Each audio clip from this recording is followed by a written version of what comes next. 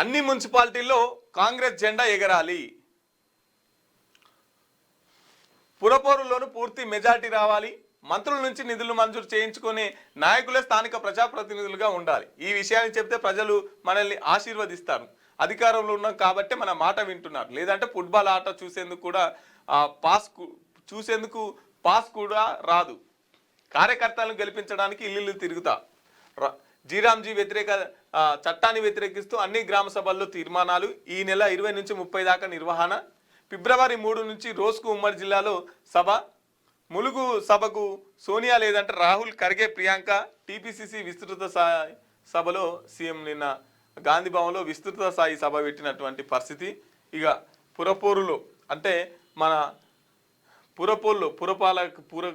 దీనికి సంబంధించి జిహెచ్ఎంసీకి సంబంధించి మున్సిపల్ ఎన్నికలకు సంబంధించి మన కాంగ్రెస్ జెండా ఎగరాలని చెప్పేసి చెప్తున్నారు.